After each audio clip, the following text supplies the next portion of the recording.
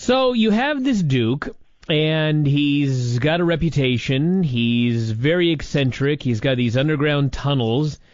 He doesn't want to talk to people. He doesn't want to be seen. And eventually he dies. And I guess, actually it was quite a while later, Anna Marie Druce comes forward with a wild claim. What did she say?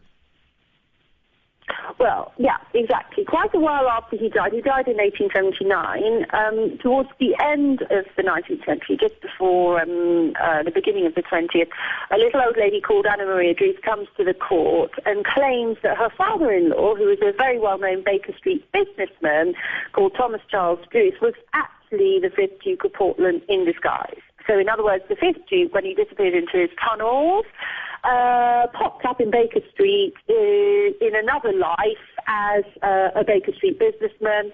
In that life, he got married and had children, and that was the significance of her case, because everyone believed that the 5th Duke had died when he died in 1879 without being married, without having children.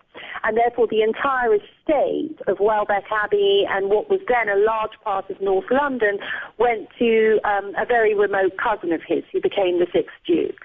But if what Anna Maria Druce said was true, and that actually the 5th Duke had a second life as a Baker Street businessman, Thomas Charles Druce actually got married and had children, and therefore Anna Maria's son would have been the true heir to inherit the Portland millions. And of course, at this point, they were one of the richest families in the country. So that was the significance of the case. And whilst the 6th Duke, this is the cousin who'd officially inherited the dukedom, he made out he was not worried about this and that it was all a joke, but actually he took it very, very seriously indeed. And if you look at the contemporary documents, which I did, you see that he went to great lengths. He actually employed private investigators to investigate the case and try and discredit this claim, which dragged on for over a decade in the Edwardian courts. It was one of the biggest cases. It was one of the headline news items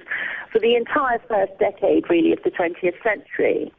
It was equivalent to, I'm just trying to think of, it's equivalent to O.J. Simpson or something like that at the time.